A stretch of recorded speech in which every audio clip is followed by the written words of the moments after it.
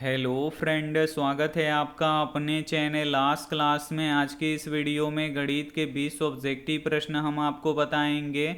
और ये जो 20 ऑब्जेक्टिव प्रश्न है ये आपके फाइनल बोर्ड परीक्षा के लिए काफ़ी महत्वपूर्ण हैं। और आपके फाइनल बोर्ड परीक्षा में बिल्कुल ऐसे ही ऐसे प्रश्न आने वाले हैं, तो एक भी प्रश्न आप लोग इसकी मत कीजिएगा। वीडियो को प्लीज़ आप लोग शुरू से लेके अंत तक देखिएगा।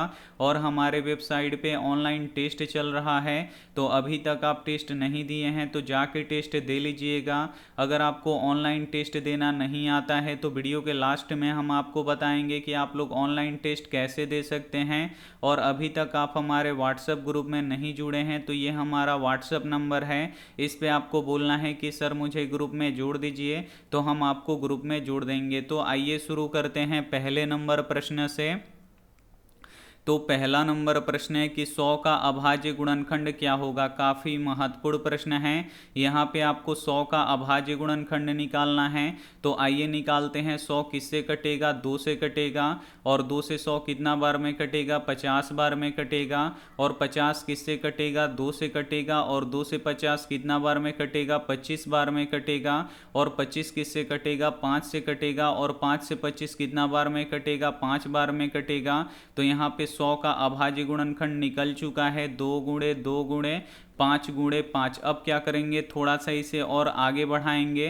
तो यहाँ पे 100 है तो 100 बराबर है तो बराबर। अब यहाँ पे देखिए 2 कितना बार है? 2 बार है, तो यहाँ पे लिख देंगे 2 के पावर 2 गुणे। अब यहाँ पे देखिए 5 कितना बार है? तो ये भी 2 बार है, तो यहाँ पे लिख देंगे 5 के पावर 2। तो यहाँ पे 100 का अभाज्य गुणनखंड कितना निकला? तो 2 के पावर 2 गुणे 5 के पावर 2। तो यहाँ पे सी वाला ऑप्शन बिल्कुल ही सही हो जाएगा। आइए देखते हैं अगला प्रश्न। 2 नंबर प्रश्न है कि दो संख्याओं का गुणनफल 8670 है और उनका मौसा 17 है, तो उसका लसा ज्ञात करें। काफ़ी महत्वपूर्ण प्रश्न है। यहाँ पे दो संख्याओं का गुणनफल दिया हुआ है 8670, यानी पहली संख्या गुणे दूसरी संख्या, यानी दोनों संख्याओं का गुणनफल कितना दिया हुआ है? तो 8670 दिया हुआ है। और उनका मौसा 17 दिया है। तो बोल रहा है कि लसा निकालिए। तो इसके लिए एक फॉर्मूला होता है, पहली संख्या गुणे दूसरी संख्या बराबर लॉस और गुणे मौसा होता है। अगर ये फार्मूला आपको नहीं पता है तो इसे आप लोग नोटबुक पे लिख के जरूर याद कर लीजिएगा। यहाँ पे दो संख्याओं का गुणनफल कितना दिया हुआ है? तो 8670 दिया हुआ है, तो यहाँ पे लिख देंगे 8670। और यहाँ पे बराबर है, तो यहाँ पे लिख देंगे बराबर।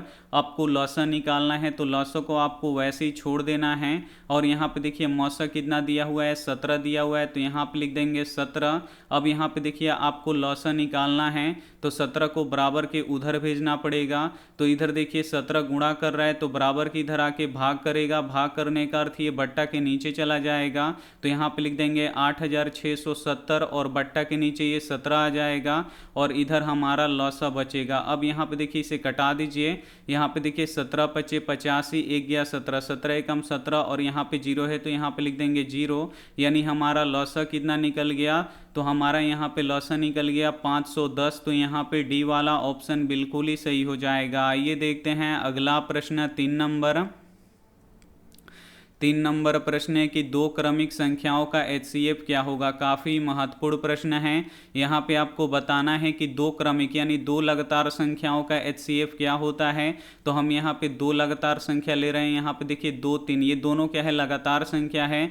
जब हम इसका एचसीएफ यानी मौसा निकाल लेंगे तो कितना आएगा? यहाँ पे देखिए 2 एकम कितना होगा? 2 होगा। यहाँ पे देखिए 3 में से 2 घटेगा, 1 बचेगा। फिर यहाँ पे हम 2 लिखेंगे, 1 दूनी कितना हो जाएगा? यहाँ पे 2 हो जाएगा। तो यहाँ पे इसका मौसा यानी एचसीएफ कितना निकला? 1 निकला। एक और लगातार संख्या ले रहे हैं। यहाँ पे देखिए 6 और 7, ये भी लगातार संख्या है। इसका भी मौसा निकाल के देख लेते हैं। तो यहाँ पे देखिए 6 एकम कितना होगा? 6 होगा। 7 में से 6 घटेगा तो कितना बचेगा? 1 बचेगा। यहाँ पे 6 लिखेंगे। तो यहाँ पे देखिए 1 छक्का कितना हो जाएगा? 6 हो जाएगा। तो यहाँ भी मौसा यानी एचसीएफ 1 आ रहा है और यहाँ भी एचसीएफ 1 आ रहा है। तो इससे हमें पता चल रहा है कि दो क्रमिक संख्याओं का एचसीएफ कितना होता है? तो 1 होता होता है। तो यहाँ पे ए वाला ऑप्शन बिल्कुल ही सही हो जाएगा। उम्मीद करते हैं ये सभी प्रश्न आपको काफ़ी अच्छी तरीके से समझ में आ रहा है। समझ में आ रहा है तो प्लीज़ इस वीडियो को आप लोग शुरू से लेकर अंत तक देखिएगा, और वीडियो को अभी तक आप लाइक नहीं किए हैं तो प्लीज़ आप लोग वीडियो को लाइक कीजिएगा, और चैनल को अभी तक आप सब्सक्राइब नहीं किए हैं तो चैनल को सब्सक्राइब कीजिएगा। आइए देखते हैं अगला प्रश्न 4 नंबर प्रश्न है कि एपी का प्रथम पद ए तथा सार्वअंतर डी हो तो एनवा पद निम्नलिखित में से कौन सा होगा। यहाँ पे आपको एनवा पद का फॉर्मूला बताना है कि क्या होता है। तो ए एन बराबर क्या होता है, तो A plus N minus 1 into D होता है। तो यहाँ पे देखिए एनवा पद का फॉर्मूला क्या होता है, तो A plus N minus 1 into D होता है। तो यहाँ पे बी वाला ऑप्शन बिल्कुल ही सही हो जाएगा। आइए देखते हैं अगला प्रश्न 5 नंबर प्रश्न है कि एपी 2, 5, 8, 11 डॉट डॉट का नौवां पद ज्ञात करें। काफ़ी महत्वपूर्ण प्रश्न है। इस एपी का आपको नौवां पद निकालना है। तो सबसे पहले आपको नौवां पद का फॉर्मूला पता होना चाहिए। तो एक कम करके लिखते हैं ए प्लस 8d। अगर आपको कोई बोले कि 12वां पद का फॉर्मूला लिखे तो इसका फॉर्मूला क्या होगा, तो ए प्लस 11d होगा। एक कम करके लिखा जाता है। अब यहाँ पे देखिए एक का मान रख देना है और यहाँ पे आपको डी का मान रख देना है। तो आपका यहाँ पे नौवां पद निकल जाएगा। तो यहाँ पे देखिए ए क्या होता है, तो एपी का प्रथम पद होता है, और एपी का प्रथम पद कितना है, 2 है। तो यहाँ पे ए का मान कितना है, 2 है। और डी क्या होता है, तो डी सार्वअंतर होता है। और सार्वअंतर कैसे निकलता है, तो दूसरे पद में से पहले पद को घटाना पड़ता है। तो ये पहला पद है और ये दूसरा पद है। तो यहाँ पे देखिए डी कैसे निकलेगा, तो दूसरा पद कितना है, 5 है। तो यहाँ पे लिख देंगे 5, और पहला पद कितना है, 2 है। तो यहाँ पे लिख देंगे 2। अब यहाँ पे देखिए डी बराबर कितना हो जाएगा, 5 में से 2 घटेगा तो 3 बचेगा। तो बस यहाँ पे आपका ए का मान निकल गया है, यहाँ पे डी का मान निकल गया है। बस इसमें आपको रख देना है। ए का मान 2 है तो यहाँ पे लिख देंगे 2, प्लस है तो प्लस। अब ये दोनों आपस में गुणा में है तो यहाँ पे देखिए 8 है तो 8 गुणे, और डी का मान कितना है, 3 है। तो यहाँ पे लिख देंगे 3। अब इसे आपको क्या करना है, सबसे पहले गुणा करना है, उसके बाद जोड़ना है। तो यहाँ पे 2 है तो 2, प्लस है तो प्लस। अब यहाँ पे देखिए 8 तरीका कितना हो जाएगा, 24 हो जाएगा। और 24 और 2 कितना हो जाएगा, यहाँ पे 26 हो जाएगा। तो हमारा नौवां पद कितना निकल गया, 26 निकल गया। तो यहाँ पे डी वाला ऑप्शन बिल्कुल ही सही हो जाएगा। आइए देखते हैं अगला प्रश्न 6 नंबर प्रश्न है कि किसी एपी का दूसरा पद और पहला पद का अंतर क्या कहलाता है। काफ़ी महत्वपूर्ण प्रश्न है। यहाँ पे आपको बताना है कि किसी एपी का दूसरा पद और पहला पद का अंतर क्या कहलाता है। तो डी कहलाता है, और डी क्या होता है, सार्वअंतर होता है। तो यहाँ पे बी वाला ऑप्शन बिल्कुल ही सही हो जाएगा। आइए देखते हैं अगला प्रश्न 7 नंबर प्रश्न है कि यदि एपी का सामान्य पद 3n प्लस 5 हो तो इसका सार्वअंतर ज्ञात करें। काफ़ी महत्वपूर्ण प्रश्न है, और इस प्रश्न को आप लोग बिल्कुल ध्यान से समझिएगा। यहाँ पे देखिए किसी एपी का सामान्य पद 3n प्लस 5 दिया हुआ है, तो बोल रहा है इसका सार्वअंतर यानी डी निकालिए। तो डी कैसे निकलता है, तो दूसरे पद में से पहले पद को घटाना पड़ता है। तो यहाँ में पहला पद और दूसरा पद तो है ही नहीं, तो सबसे पहले यहाँ पे आपको एपी निकालना पड़ेगा। तो एपी कैसे निकलेगा, तो ये एपी का सामान्य पद है। अगर एन के जगह पे आप लोग 1 रखिएगा तो पहला पद निकलेगा, एन के जगह पे 2 रखिएगा तो दूसरा पद निकलेगा, एन के जगह पे 3 रखिएगा तो यहाँ पे तीसरा पद निकलेगा। तो यहाँ पे देखिए एन के जगह पे सबसे पहले हम 1 रखेंगे, तो यहाँ पे देखिए 3 है तो 3 गुणे एन के जगह पे 1 रख देंगे, और प्लस 5 है तो यहाँ पे लिख देंगे प्लस 5। तो यहाँ पे देखिए 3 एकम 3 और 5 कितना होगा, 8 हो जाएगा। तो यहाँ पे एन के जगह पे 1 रखेंगे तो हमारा पहला पद कितना निकल गया, 8 निकल गया। अब हम यहाँ पे दूसरा पद निकालेंगे, तो एन के जगह पे हम कितना रखेंगे, 2 रखेंगे। तो यहाँ पे देखिए 3 दूनी कितना हो जाएगा, 6 हो जाएगा, और 6 और 5 कितना हो जाएगा, 11 हो जाएगा। तो यहाँ पे हमारा दूसरा पद निकल गया। अब यहाँ पे अगर आपको तीसरा पद निकालना है तो एन के जगह पे आपको क्या रखना पड़ेगा, 3 रखना पड़ेगा, और प्लस 5 है तो यहाँ पे प्लस 5। अब यहाँ पे देखिए 3 तरीका कितना हो जाएगा, 9 हो जाएगा, और 9 और 5 कितना हो जाएगा, 14 हो जाएगा। तो यहाँ पे देखिए तीसरा पद कितना निकल गया, 14 निकल गया। अब आप लोग आराम से डी निकाल सकते हैं। ये पहला पद है और ये दूसरा पद है। तो यहाँ पे देखिए डी बराबर क्या हो जाएगा, दूसरा पद कितना है, 11 है। तो यहाँ पे लिख देंगे 11, और माइनस है तो माइनस, और पहला पद कितना है, 8 है। तो यहाँ पे लिख देंगे 8। अब यहाँ पे देखिए 11 में से बस आपको 8 घटा लेना है, तो घटाइएगा तो कितना बचेगा, 3 बचेगा। तो यहाँ पे सार्वअंतर 3 निकल गया। तो यहाँ पे सी वाला ऑप्शन बिल्कुल ही सही हो जाएगा। आइए देखते हैं अगला प्रश्न 8 8 नंबर प्रश्न है कि AP 11, 15, 19 डॉट डॉट का कौन सा पद 51 है। यहाँ पे आपको बताना है कि कौन सा पद 51 है, यानी यहाँ पे आपको n का मान निकालना है। तो n का मान कैसे निकलता है, तो इसके लिए एक फॉर्मूला होता है an वाला। तो an बराबर क्या होता है, a plus n minus 1 into D होता है। तो an क्या होता है, अंतिमवा पद होता है। तो यहाँ पे an का मान कितना है, 51 है। और a क्या होता है, AP का प्रथम पद होता है। तो AP का प्रथम पद कितना है, 11 है। और n का मान आपको निकालना है, तो उसको वैसे ही छोड़ दीजिए। और d क्या होता है, सार्वअंतर होता है। और सार्वअंतर कैसे निकलता है, तो दूसरे पद में से पहले पद को घटाना पड़ता है। तो दूसरा पद कितना है, 15 है। इसमें से पहला पद 11 घटा लेंगे तो d बराबर कितना निकल जाएगा, हमारा 4 निकल जाएगा। बस इसमें आपको रख देना है। यहाँ पे देखिए an का मान 51 है, तो यहाँ पे लिख देंगे 51 बराबर है, तो बराबर एक का मान यहाँ पे देखिए 11 है, तो यहाँ पर रख देंगे 11 प्लस है तो प्लस। और यहाँ पे n का मान निकालना है, तो इसको वैसे ही छोड़ दीजिए। और d का मान कितना निकला है, 4 निकला है। तो सबसे पहले यहाँ पे लिख देंगे 4। अब क्या करेंगे, इस 4 से इन दोनों में क्या कर देंगे, गुणा कर देंगे। तो यहाँ पे देखिए 51 है, तो 51 बराबर है, तो बराबर अब 11 है, तो 11। अब यहाँ पे देखिए 4 में n से गुणा करेंगे तो ये 4n हो जाएगा। अब यहाँ पे देखिए 4 में -1 से गुणा करेंगे तो ये -4 हो जाएगा। अब आपको क्या करना है कि 11 में से 4 को आपको घटा लेना है। तो 11 में से 4 घटेगा तो कितना बचेगा, यहाँ पे 7 बचेगा। और यहाँ पे देखिए अब प्लस कितना बचा, यहाँ पे 4n बचा। अब यहाँ पे आपको n का मान निकालना है, तो 7 को बराबर के इधर भेजना पड़ेगा। तो इधर देखिए 7 जोड़ रहा है, तो बराबर के इधर आके क्या करेगा, घटा देगा। और उधर हमारा क्या बचेगा, 4n बचेगा, तो उसको वैसे ही लिख देंगे। अब यहाँ पे देखिए क्या करेंगे, यहाँ पे घटा लेंगे 51 में से। अगर यहाँ पे 7 घटाएंगे तो कितना बचेगा, हमारा यहाँ पे 44 बचेगा। और बराबर के उधर 4n है, तो यहाँ पे लिख देंगे 4n।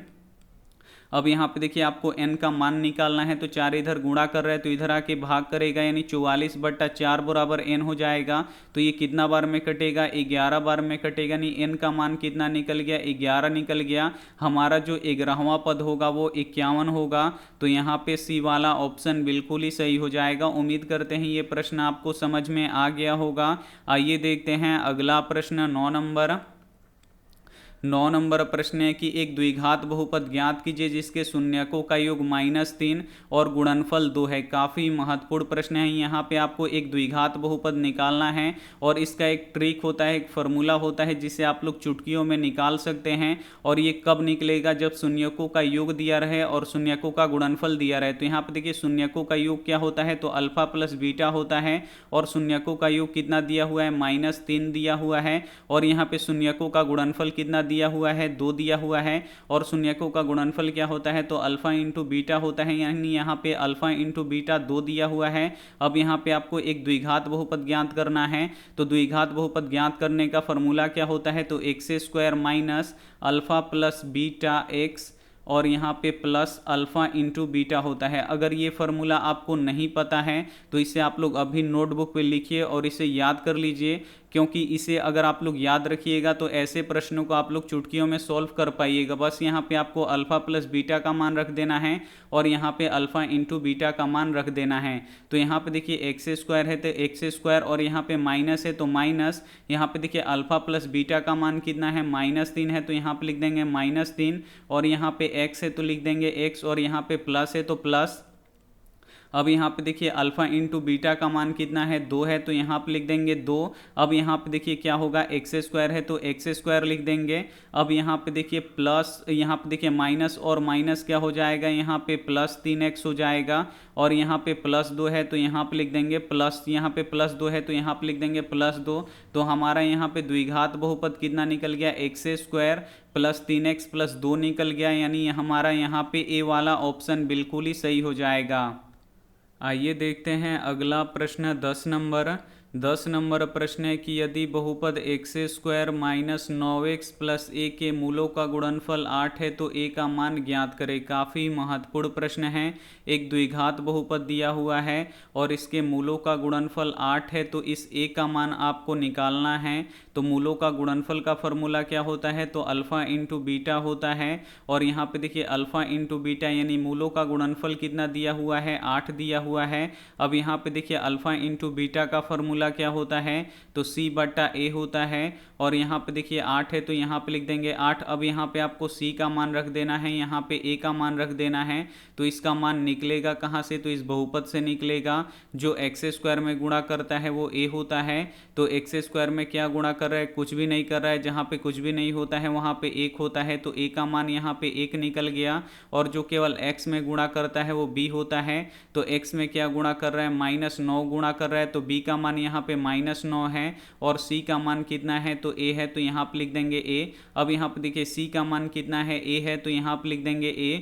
और a का मान कितना है, 1 है, तो यहाँ पे लिख देंगे 1। अब यहाँ पे देखिए 8 है तो यहाँ पे लिख देंगे 8 और इसके नीचे कुछ भी नहीं है तो यहाँ पे लिख देंगे 1। अब यहाँ पे देखिए आपको क्रॉस मल्टीप्लाई करना है, तिरछा तिरछी गुणा करना है। तो a में 1 से गुणा कीजिएगा तो यहाँ पे a हो जाएगा, और 8 में 1 से गुणा कीजिएगा तो यहाँ पे 8 हो जाएगा। तो a का मान कितना निकल गया, 8 निकल गया। तो यहाँ पे c वाला ऑप्शन बिल्कुल ही सही हो जाएगा। आइए देखते हैं अगला प्रश्न 11 नंबर। 11 नंबर प्रश्न है कि बिंदु 4,3 किस पाद में है। काफ़ी महत्वपूर्ण प्रश्न है और ये प्रश्न बोर्ड परीक्षा में बार बार पूछा जाता है, इसे आपको याद रखना है। आइए इसे बताते हैं कि आप लोग कैसे निकाल सकते हैं। ये एक्स अक्ष है और ये वाई अक्ष है। अब यहाँ पे देखिए, और ये जहाँ पे कटता है इसे मूल बिंदु कहते हैं, और मूल बिंदु का निर्देशांक जो होता है ये 0 0 होता है। अब यहाँ पे देखिए एक्स अक्ष में यहाँ पे देखिए दाहिने की तरफ यहाँ पे क्या होता है, प्लस में होता है 1 2, यहाँ पे 3 4, और बाएं तरफ क्या होता है, यहाँ पे -1 -2 -3 और यहाँ पे -4। अब यहाँ पे देखिए वाई अक्ष में ऊपर में क्या होता है, तो प्लस में होता है 1 2 3 और यहाँ पे 4। अब यहाँ पे देखिए नीचे में क्या होता है, तो -1 -2 -3 और यहाँ पे -4। अब यहाँ पे देखिए इसमें 4 पाद होते हैं या 4 चतुर्थांश होते हैं। तो ये पहला पाद है, और ये क्या है, यहाँ पे ये दूसरा पाद है, और ये तृतीय पाद है, और ये चतुर्थ पाद है। तो अब यहाँ पे देखिए पूछ रहा है कि 4 कोमा यहाँ पे देखिए 3 किस पाद में है। तो यहाँ पे देखिए जो पहला पाद होता है इसमें जो ये x वाला होता है ये भी प्लस में होता है, और जो y वाला होता है तो ये भी प्लस में होता है, यानी दोनों क्या होता है, ये प्लस में होता है। और द्वितीय पाद में क्या होता है कि जो x वाला होता है ये माइनस में होता है, और जो y वाला होता है ये प्लस में होता है। और तृतीय में क्या होता है कि x वाला भी माइनस में होता है और y वाला भी क्या होता है, माइनस में होता है। और चतुर्थ में क्या होता है कि x वाला प्लस में होता है और जो y वाला होता है ये माइनस में होता है। तो यहाँ पे देखिए जो संख्या दिया हुआ है, तो यहाँ पे देखिए दोनों क्या है, प्लस में है। तो दोनों प्लस किस में आता है, तो यहाँ पे देखिए x का भी मान प्लस में है और y का भी मान प्लस में है। तो ये किस पाद में आएगा, तो ये प्रथम पाद में आएगा। तो यहाँ पे ए वाला ऑप्शन बिल्कुल ही सही हो जाएगा। एक प्रश्न ये भी पूछा जाता है कि -2 -3 ये किस पाद में है, तो ये x का मान है और ये y का मान है। तो इसमें x का भी मान माइनस में है और y का भी मान माइनस में है। तो ये दोनों किस में माइनस में होता है, तो यहाँ पर देखिए तृतीय चतुर्थांश में क्या होता है कि x वाला भी माइनस में होता है, y वाला भी माइनस में होता है। तो ऐसे अगर ये आपको समझ में आ जाएगा तो आप लोग ऐसे ही निकाल सकते हैं। ये डायरेक्ट किस चतुर्थांश में है, तो ये तृतीय चतुर्थांश में। अगर प्रश्न आ जाए कि 3, यहाँ पर देखिए 3 कोमा -2 ये किस चतुर्थांश में है, तो यहाँ पे देखिए x वाला प्लस में है और y वाला किस में है, माइनस में है। तो यहाँ पे देखिए जो पहला वाला होता है ये x होता है, तो यहाँ पे x प्लस में है और y यहाँ पे देख सकते हैं माइनस में। तो ये चतुर्थ चतुर्थांश में आएगा। तो ऐसे ही आप लोग निकाल सकते हैं। आइए देखते हैं अगला प्रश्न 12 नंबर प्रश्न है कि बिंदुओं 2,3 एवं -2,3 के बीच की दूरी है। काफ़ी महत्वपूर्ण प्रश्न है। यहाँ पे 2 बिंदु दिया हुआ है और इसकी बीच की दूरी निकालना है। तो बीच की दूरी का फॉर्मूला क्या होता है, तो √x2 - x1 का the whole square plus y2 - y1 का द होल स्क्वायर होता है। तो बस यहाँ पे आपको x2 का मान रख देना है, यहाँ पे x1 का मान रख देना है, यहाँ पे y2 का मान रख देना है और यहाँ पे आपको y1 का मान रख देना है। तो यहाँ पे देखिए पहला वाला बिंदु है, तो इसमें का जो पहला वाला होगा ये x1 होगा और दूसरा वाला y1 होगा। और ये दूसरा वाला बिंदु है, तो इसमें का जो पहला वाला होगा ये x2 होगा और जो दूसरा वाला होगा ये y2 होगा। बस इसमें आपको रखना है।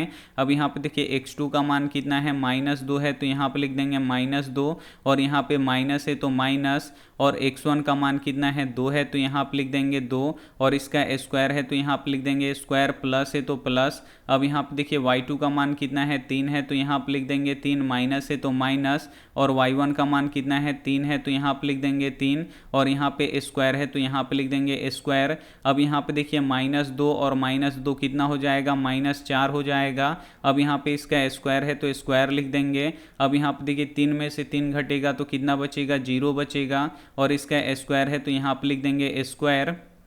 अब यहाँ पे देखिए -4 का स्क्वायर करना है तो स्क्वायर का अर्थ क्या होता है कि यही चीज़ 2 बार गुणा होगा।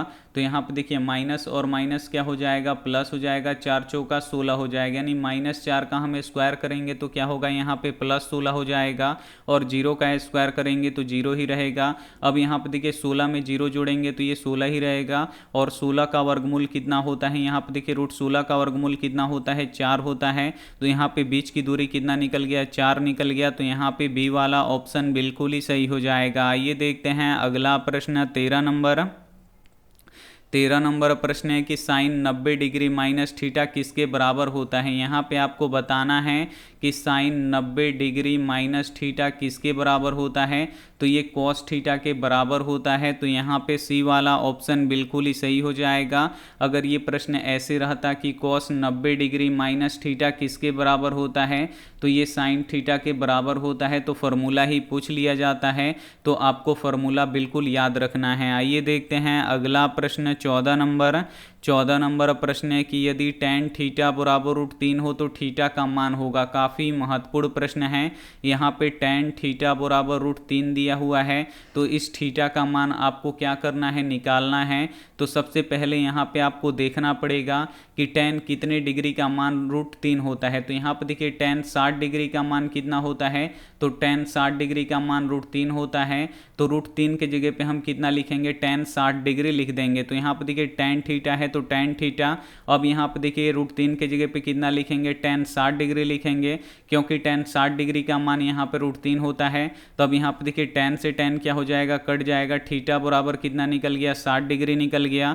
तो यहाँ पे डी वाला ऑप्शन बिल्कुल ही सही हो जाएगा। आइए देखते हैं अगला प्रश्न 15 नंबर। 15 नंबर प्रश्न है कि यदि a प्लस बी बराबर 90 डिग्री हो तो cos a का मान ज्ञात करें। काफ़ी महत्वपूर्ण प्रश्न है।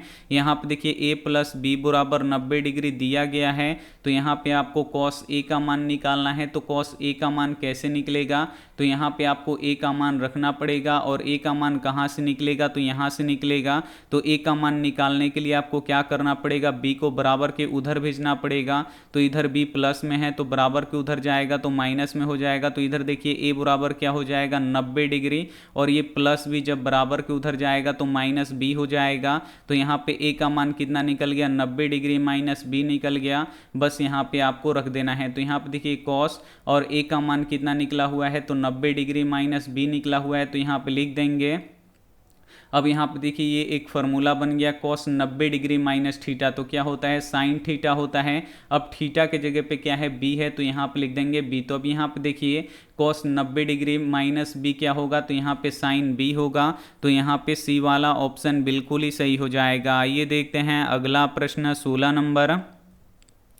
16 नंबर प्रश्न है कि 64 पाई सेंटीमीटर स्क्वायर क्षेत्रफल वाले वृत्त का व्यास है। काफ़ी महत्वपूर्ण प्रश्न है। एक वृत्त है जिसका यहाँ पे क्षेत्रफल कितना है, तो 64 पाई सेंटीमीटर स्क्वायर है। तो इसका आपको व्यास ये क्या करना है, पूरा निकालना है। तो अब यहाँ पे देखिए वृत्त का क्षेत्रफल दिया हुआ है, तो वृत्त का क्षेत्रफल का फॉर्मूला क्या होता है, तो पाई आर स्क्वायर होता है। और पाई आर स्क्वायर का मान कितना दिया हुआ है, तो यहाँ पे 64 पाई सेंटीमीटर स्क्वायर दिया हुआ है। अब यहाँ पे देखिए पाई से पाई क्या हो जाएगा, कट जाएगा। तो यहाँ पे देखिए आर क्या होता है, त्रिज्या होता है। तो सबसे पहले त्रिज्या निकालेंगे, लेकिन यहाँ पे त्रिज्या का स्क्वायर है, तो स्क्वायर को क्या करेंगे, बराबर के उधर भेज देंगे। तो स्क्वायर जब बराबर के उधर जाता है तो रूट हो जाता है। तो यहाँ पे देखिए आर बराबर क्या हो गया, अंडर रूट यहाँ पे 64 सेंटीमीटर स्क्वायर हो गया। अब यहाँ पे देखिए आर बराबर क्या हो जाएगा, 64 का वर्गमूल कितना होता है, 8 होता है। और सेंटीमीटर स्क्वायर का वर्गमूल क्या होगा, सेंटीमीटर होगा। यानी यहाँ पे देखिए त्रिज्या कितना निकल गया, 8 निकल गया, नहीं आधा कितना निकल गया, 8 सेंटीमीटर निकल गया।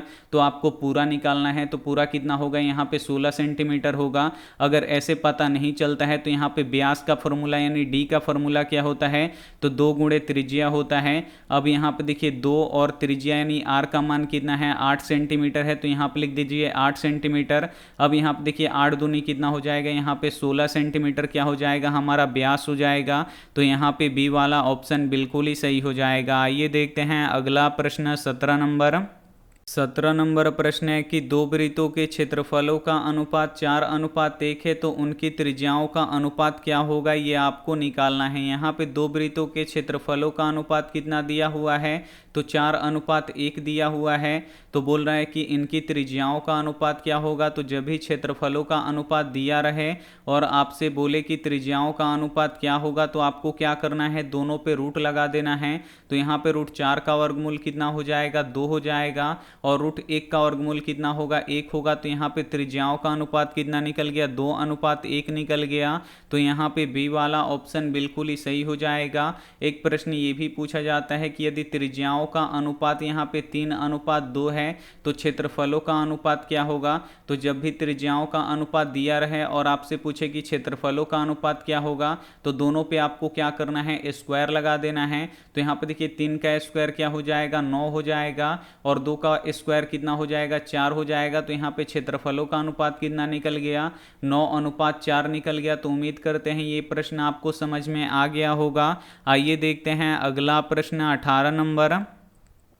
18 नंबर प्रश्न है कि यदि अर्धवृत्त का परिमाप 72 सेंटीमीटर है, तो इसकी त्रिज्या है। काफ़ी महत्वपूर्ण प्रश्न है। यहाँ पे अर्धवृत्त का परिमाप यानी परिधि दिया हुआ है, तो बोल रहा है कि इसकी त्रिज्या क्या होगा। तो अर्धवृत्त का परिमाप यानी परिधि का फॉर्मूला क्या होता है, तो πr + 2r होता है। और यहाँ पे देखिए इसका परिमाप कितना दिया हुआ है, तो 72 सेंटीमीटर दिया हुआ है। तो यहाँ पे लिख देंगे 72 सेंटीमीटर। अब यहाँ पे देखिए दोनों में r कॉमन है, तो यहाँ पे r को क्या कर लेंगे, बाहर निकाल लेंगे। तो यहां से बचेगा हमारा पाई और यहां से बचेगा हमारा 2, और इधर हमारा 72 सेंटीमीटर है, तो यहां पे लिख देंगे 72 सेंटीमीटर। अब यहां पे आपको पाई का मान रख देना है, तो पाई का मान 22/7 होता है। तो यहां पे लिख देंगे 22/7, और यहां पे 2 है, तो यहां पे लिख देंगे 2, और यहां पे देखिए बराबर के उधर 72 सेंटीमीटर है, तो यहां पे लिख देंगे 72 सेंटीमीटर। अब यहां पे आपको क्या करना है, बट्टा का जोड़ बनाना है। तो 7 और 1 का लघुत्तम कितना होगा, 7 होगा। तो 7 से 7 एक बार में कट जाएगा, तो यहाँ पे 22,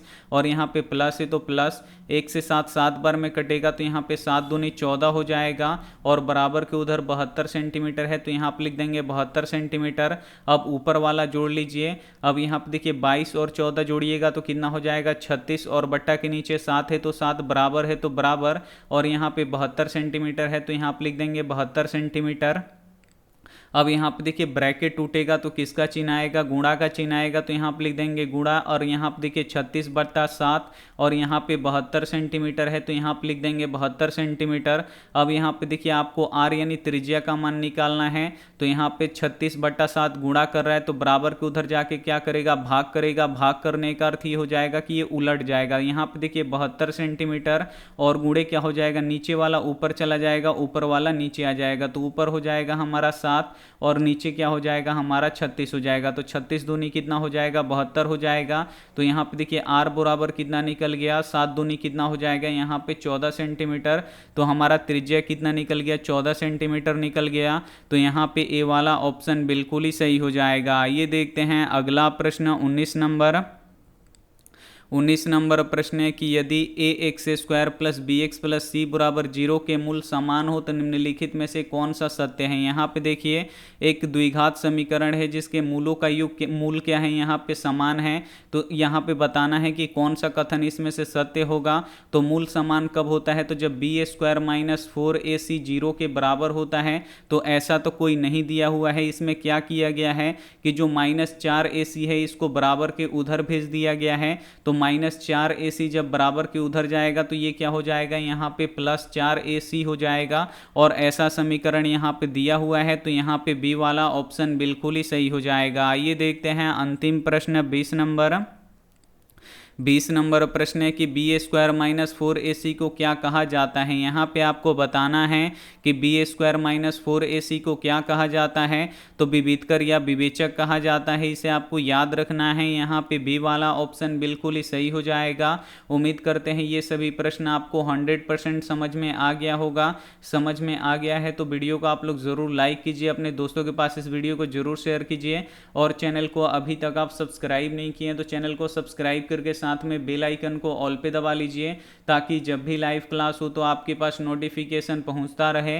अब हम यहाँ पे बताएंगे कि आप लोग ऑनलाइन टेस्ट कैसे दे सकते हैं। तो सभी के फ़ोन में होता है क्रोम और गूगल, तो दोनों में से किसी एक को आपको ओपन कर लेना है, खोल लेना है आएगा। तो यहाँ पे देखिए आपको एक सर्च बॉक्स दिखेगा, बस इसमें आपको लिखना है आस्क क्लास। तो हम यहाँ पे लिख देंगे ASK फिर CLASS, यहाँ पे हम आस्क क्लास लिख के सर्च कर देंगे तो यहाँ पे देखिए लिखा हुआ आ जाएगा आस्क क्लास। तो बस इसी पे आपको क्लिक करना है, और जैसे ही आप लोग क्लिक कीजिएगा तो यहाँ से आप लोग टेस्ट लगा सकते हैं, यहाँ से PDF डाउनलोड कर सकते हैं। तो अगर आपको टेस्ट देना है तो इस टेस्ट वाले बटन पे आपको क्लिक करना है, और इसमें से कौन सा टेस्ट देना है, देखिए बहुत सारा टेस्ट है, तो इसमें से कौन सा टेस्ट देना है, तो सबसे ऊपर वाला आपको टेस्ट देना है। तो यहाँ पे हम क्लिक करेंगे सबसे ऊपर वाले टेस्ट पे, तो हमारा टेस्ट यहाँ पे ओपन हो जाएगा। और यहाँ पे देखिए जैसे ही ओपन हो जाएगा तो यहाँ पे देखिए नीचे आना है आपको, और यहाँ पे देखिए स्टार्ट का बटन दिख रहा है, तो इस स्टार्ट वाले बटन पे आपको क्लिक करना है, और यहाँ पे देखिए नाम पूछ रहा है। तो सबसे पहले यहाँ पे आप लोग अपना नाम लिख दीजिएगा, और उसके बाद नेक्स्ट कर दीजिएगा। जैसे ही नेक्स्ट कीजिएगा तो इस टेस्ट में देखिए 25 ऑब्जेक्टिव प्रश्न हैं, और प्रत्येक प्रश्न का 4 ऑप्शन है, जिसमें से एक सही है। सही वाले टिक क्वेश्चन पे टिक कीजिएगा तो ग्रीन हो जाएगा, गलत कीजिएगा तो रेड हो जाएगा। तो यहाँ पे देखिए बिहार का दुर्गम प्राय गांव कौन सा है, तो भीखन टोला है, तो यहाँ पे टिक करेंगे तो देखिए सही आंसर है, तो ग्रीन हो गया। अब आपको अगला क्वेश्चन लाना है, तो यहाँ पे आपको नेक्स्ट पे क्लिक करना है। जैसे ही नेक्स्ट पे क्लिक कीजिएगा यहाँ पे दूसरा क्वेश्चन आ गया। अब यहाँ पे पूछ रहा है कि रसखान किसके भक्त थे, तो जो रसखान थे ये भगवान कृष्ण के भक्त थे, लेकिन हम यहाँ पे शिव पे टिक करेंगे तो देखिए गलत हो गया, और जो सही आंसर है वो आपको बताएगा। तो ऐसे ही आप लोग टेस्ट दे सकते हैं। और उसके बाद अगर आपको PDF डाउनलोड करना है तो यहाँ पे देखिए लिखा हुआ है डाउनलोड PDF, तो इस डाउनलोड PDF पे आप लोगों को क्लिक करना है, और यहाँ पे देखिए बहुत सारा PDF हम अपलोड कर चुके हैं, बिल्कुल फ्री है।